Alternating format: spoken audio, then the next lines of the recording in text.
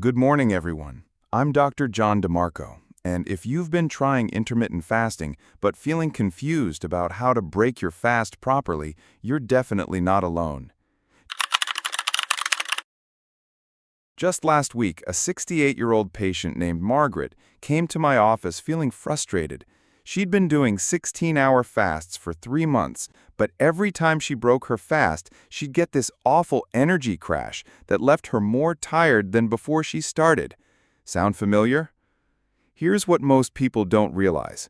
Breaking a fast incorrectly can actually harm your metabolic health, spike your insulin dangerously high, and completely undo all the good work your body did during those fasting hours. But the good news is there's a simple, science-backed approach that can help you feel energized, maintain stable blood sugar, and actually enhance those longevity benefits you're working so hard for.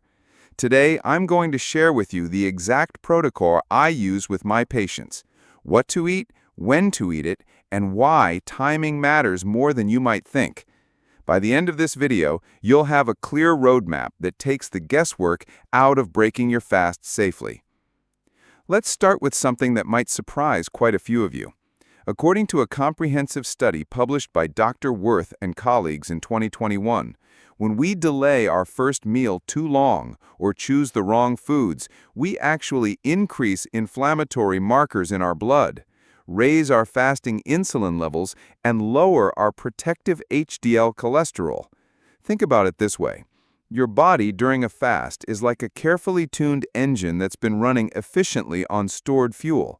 When you suddenly flood that system with the wrong type of fuel, especially high sugar foods or large portions, it's like going from 0 to 60 too quickly.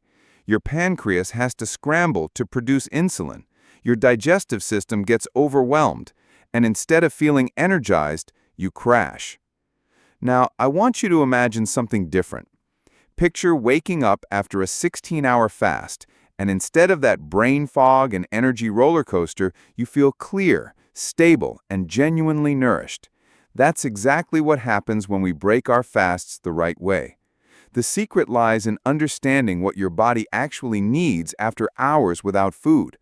During fasting, your digestive enzymes decrease, your stomach acid production slows down, and your gut basically goes into a gentle resting state. This is actually wonderful. It's part of the cellular repair process called autophagy that won the Nobel Prize for Dr. Yoshinori Ohsumi in 2016. But here's the critical part. You need to wake your digestive system up gradually and gently. Let me walk you through the 3-phase approach I recommend to all my patients. Think of it like gradually warming up before exercise. You wouldn't sprint without stretching first, right? Phase 1, the gentle awakening.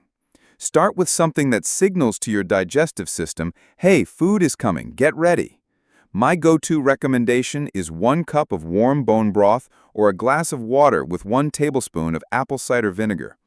The bone broth provides essential electrolytes like sodium, potassium, and magnesium that you may have lost during fasting. Plus, it contains amino acids that support gut lining repair.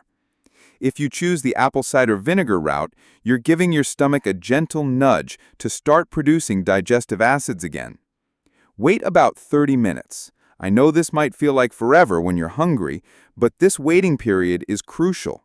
You're giving your body time to recognize that food is coming and start ramping up enzyme production. Phase 2, the metabolically friendly introduction. After that 30-minute window, introduce a small portion of easily digestible, low-glycemic foods. I'm talking about half a cup of cooked, non-starchy vegetables like steamed spinach, zucchini, or asparagus. Why cooked rather than raw? Because your digestive system needs to ease back into work.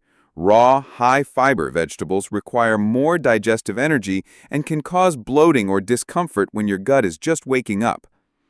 You could also have a small serving of fermented foods, like plain unsweetened yogurt or kefir. These provide beneficial probiotics that support your gut microbiome, which has been in a resting state during your fast. Now, let's talk about timing, because this is where a lot of people make critical mistakes. Research from Dr. Paoli's team in 2019 shows that our bodies are designed to process food most efficiently earlier in the day. Our insulin sensitivity is naturally highest in the morning and decreases as the evening approaches. This means if you're doing a 16-8 fast, breaking your fast at, say, 8 a.m. and having your last meal by 4 p.m. works much better for your metabolism than breaking your fast at noon and eating until 8 p.m. I had another patient, Robert, a 72-year-old retired teacher. He was breaking his fast every day at 1 p.m. with a large sandwich and apple juice.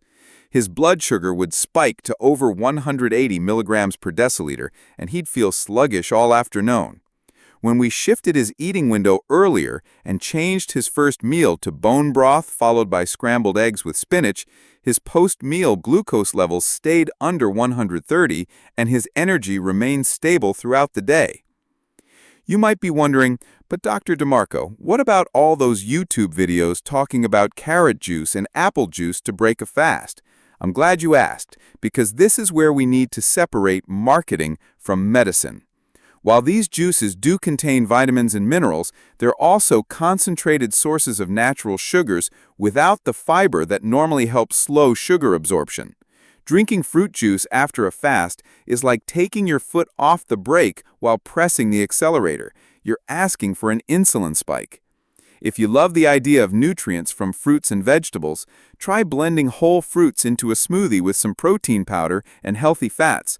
Or better yet, eat the whole fruit with its fiber intact. Let me share what happened with Sarah, a 65-year-old grandmother who was struggling with pre-diabetes. She'd been breaking her fast with orange juice because she read it was natural and healthy. Her morning blood sugar readings were consistently over 150. When we switched her to the three-phase approach I just outlined, starting with bone broth, then Greek yogurt with berries, and finally a complete meal 2 hours later, her morning readings dropped to the 110-120 range within just 2 weeks. Here's something else that's really important: portion control when breaking a fast. Your stomach is actually shrunk slightly during fasting, and your satiety hormones are more sensitive. This is actually a gift. It means you can feel satisfied with less food. Start with smaller portions than you think you need.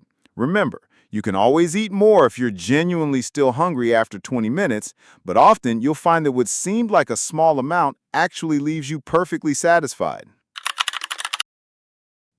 I want to address something I see in a lot of online content about fasting. There's this idea that as long as you're fasting, anything goes when you break the fast. But that's like saying as long as you exercise, you can eat anything you want. The truth is, how you break your fast can either amplify the benefits of fasting or completely undermine them. Think about autophagy, that cellular cleanup process I mentioned earlier. It doesn't just stop the moment you eat something. The right foods can actually support continued cellular repair, while the wrong foods halt it immediately and flood your system with inflammatory compounds. Now, I know some of you might be thinking, this sounds complicated, Dr. DeMarco. I just want to eat and get on with my day. I completely understand that feeling. But here's the thing. Once you establish this routine, it becomes as automatic as brushing your teeth. And the payoff is huge. We're talking about stable energy levels, better blood sugar control, reduced inflammation, improved brain function, and yes, potentially adding healthy years to your life. Let me give you a simple framework you can start with tomorrow. If you're new to this, don't try to be perfect right away. Pick one element and master that before moving on to the next. Week 1. Focus just on starting with bone broth or apple cider vinegar water. That's it. Get comfortable with that 30-minute waiting period. Week 2. Add in the gentle foods, those cooked vegetables or a plain yogurt. Week 3. Put together your complete balanced meal and pay attention to portion sizes. Week 4, fine-tune your timing to align with your circadian rhythms. I want to touch on something else that's really important, especially for those of you over 60. As we age, our digestive systems naturally become less efficient. We produce less stomach acid, fewer digestive enzymes, and our gut motility can slow down. This makes the gentle, phased approach to breaking a fast even more crucial for our age group. It's also why I sometimes recommend digestive enzymes with meals for my older patients, especially when they're first adjusting to intermittent fasting. These can help bridge the gap while your natural digestive capacity adjusts. Here's what I want you to remember most from today's conversation. Breaking a fast properly isn't about restriction or complication. It's about respect. Respect for your body's natural rhythms, respect for the hard work your cells have been doing during the fast, and respect for the fact that food is powerful medicine when used correctly. Every time you break a fast mindfully, you're making an investment in your long-term health. You're training your metabolism to be more flexible, you're giving your digestive system the best chance to function optimally, and you're supporting all those cellular repair processes that keep you feeling vital and energetic. I've been working with patients for over 15 years, and I can tell you with confidence that the people who pay attention to how they break their fasts consistently report better energy, better sleep, better mood stability, and better overall health markers than those who fast but then eat haphazardly. Remember Margaret, who I mentioned at the beginning? After implementing this protocol, she not only eliminated those afternoon crashes, but her latest lab work showed improved insulin sensitivity and lower inflammatory markers.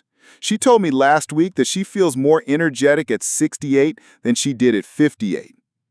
Before we wrap up, I want you to think about this. You're already putting in the effort to fast. You're already showing incredible commitment to your health. Don't let poor breakfast choices rob you of the benefits you're working so hard to achieve.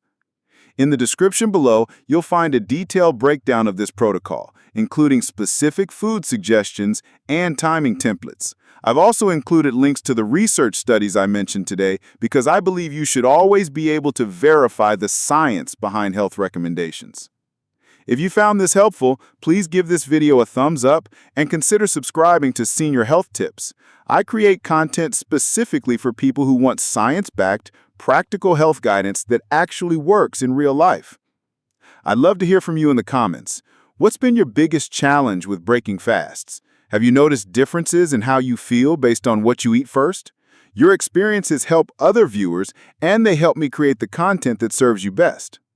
Until next time, remember, every healthy choice you make is an investment in your future self. Take care, and I'll see you in the next video.